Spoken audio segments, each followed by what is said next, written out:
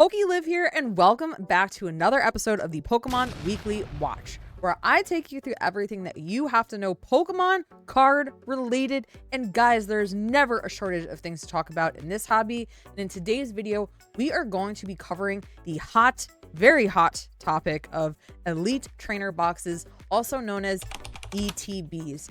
Now, these guys are very expensive today, so there is just so much to cover. But before we go any further, make sure you drop a like on the video if you've been enjoying the Pokemon Weekly Watch, because your feedback matters so much to me. I've been enjoying all of your comments, from all the good and all the bad, and make sure you turn on those notifications so that you never miss an episode of the Pokemon Weekly Watch. It may help you decide what products to buy and what products to stay away from. So let's not waste any more time and get right into it. I know a lot of you watching this probably already know what they are, but the point of this is to give my honest opinion on what I think about them and if they're really worth spending all of this money, because everything coming out now is so expensive. So I have my Prismatic Evolutions ETB here. I don't know why I picked such an expensive ETB to highlight in this video, because if something happens to this, I can't replace it. I can't find these things anywhere. I'm going to use Pokemon Center for an example because I love their pictures here. Now, Pokemon Center ETBs, I think, are the best because you get 10 packs in them. And what's great about them is they never go up in prices on their website. However, they are selling out really fast. So getting your hands on a Pokemon Center exclusive ETB seems to be nearly impossible, but we won't talk about that. Let's take a look at this picture. So you get 10 packs, you get a really cute little box, you get some energy cards. Now guys, TCG, trading card game. This is a game, okay? I can't stress that enough. People just take the packs out and they toss everything else out, which is fine. I've done it too. But the point of these things are for people to play the game. They have the dice, they have the coins, they have everything that you need to build a deck and everything. So, you know, what you get in an ETB that I think really attracts people is your promo card. Now, Pokemon Center's promo cards have that exclusive Pokemon Center stamp on there. And then you get sleeves. Now, I just have some random ones here. I will show you. This one's Paldea. This one's Obsidian Flames. I do collect these, and I think a lot of collectors also collect them. Very common. I don't use these for my actual cards. I have been told that these sleeves do damage your cards, but they are really cool, and I don't know. It's just something that I collect. You also will get a booklet. I'm going to use Paldean Fates because it's the only one that I could find. But what's great about these are that they show you all of the cards that make up your set.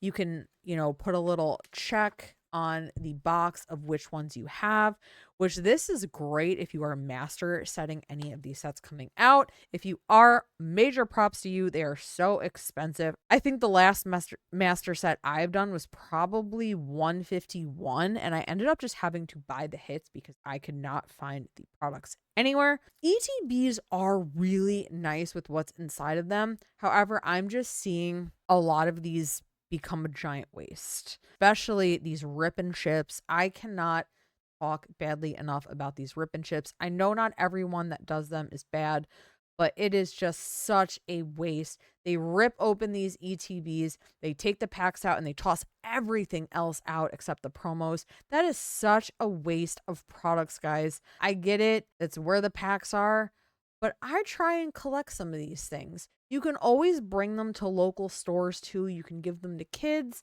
You don't have to just throw them out and be wasteful. There's other things you can do with these ETB products. And then taking a look at our regular ETBs, not Pokemon Center exclusive ones. You know, you only get 9 packs. It's only 1 pack shorter. And these tend to be much more affordable, especially long term.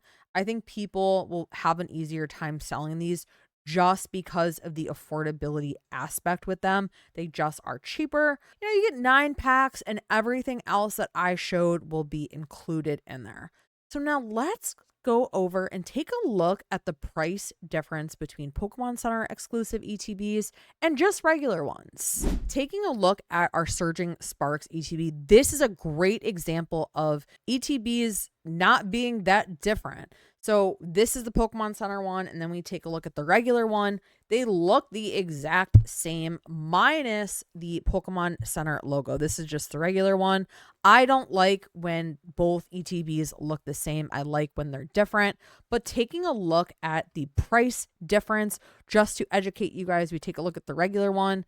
$84.58 market price right now. Then we go to the Pokemon Center exclusive one, $157.56. So there is quite a difference in price. The Pokemon Center ones are definitely worth more.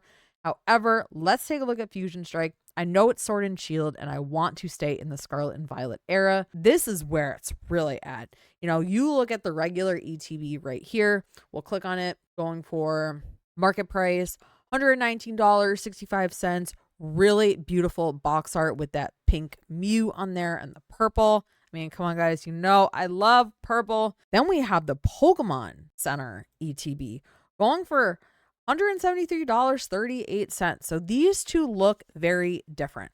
So if you are going to collect ETBs and you want to go for both versions, I highly recommend going for the versions that look completely different. Don't just go for value, guys. This is my biggest point with Elite Trainer boxes, because people, depending on where you go, will give you different advice. Collect how you want to collect. I love my ETBs. I absolutely love them. When a new set drops, before all of, everything that's going on with the shortage of products, before all that, I would always buy new sets the same way. I'd get a booster box, and then I would get 2 ETBs, one to open and one to keep sealed, add to my shelf. I love ETBs. I keep the booklets, I keep the sleeves. I really feel like I get my money's worth with these products. So don't let people tell you this is a waste of money. You're just buying this product and they really just suck, because it's not true. Now, I will say the people that tell you stop buying Elite Trainer boxes, they're horrible. They do have a little bit of truth to what they're saying, in the sense of you could get a booster box, you could get a booster bundle, which is just packs.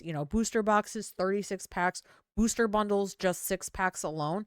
But these are expensive too now. Everything is so expensive. If you don't care about aesthetics, really collecting all of the artwork, you just want the packs, you want to throw, a little booster bundle box out when you're done with the packs, this is 100% a great option for you. So pros and cons for sure. If you just want the packs, go for something like this. But a lot of the time, ETBs are the only things that you can buy. Before the craziness started, you could go to any big box store, you can go to GameStop, you could grab as many ETBs as you wanted, and they were always on the shelves. Booster boxes, you typically have to order or get at a local card shop, you have to get at conventions. Booster bundles are a little bit harder to find as well. So convenient wise, ETBs were the thing to buy. So if you are just someone that just wants the packs, you do have other options. So I wanted to include that in this video. Just be mindful of type of products that you are trying to collect. Hopefully that helped you guys figure out whether you want to continue collecting ETBs, you want to start collecting them, or you don't want to at all. Collect the way that you want to. It's just Pokemon cards. It's not that serious. Don't let all these influencers give you FOMO, that fear of missing out on every new product, because not every new product is going to be something that you even like. You might not like any of the cards in that set, so don't give into everything you see. Collect the way you want to. If there's specific box art that you like, I'll use Shrouded Fable as an example, because that is probably my least favorite set in Scarlet and Violet. But if you love the Pokemon, you love the style of it, go crazy with it. Make it your own hobby. But just be careful. Don't just buy things to buy them. Not everything is going to be valuable. Not everything is going to do what you think it does. That is why I cannot put enough emphasis on buying what you want to buy. Make this collection yours. You can't just copy what other people do, because you aren't going to end up liking the products you have if you do that. Find your niche. Find the sets that you like and have fun with it. That is the most important part about this TCG. Focus on the products that we can get right now. Don't just focus on what's not available, Because if you do that, you're in trouble with these sets coming up. There's too much hype right now. Focus on what you can get. Personally, I've never understood why ETBs have such a bad reputation in the community. I think they're great, and that's my opinion. And I try and be as completely honest with you guys as I can because your collection matters to me. I love reading through all the comments and how you guys feel about everything going on. So that is why I've really wanted to make this a special series, the Pokemon Weekly Watch. Drop a comment and let me know how you feel about ETBs and if you think they're worth it or not. If you agreed with anything that I said in this video, thank you so much for watching. Get out there, go work on your collection, but just be careful on what you buy and where you buy from. And I will see you on the next video.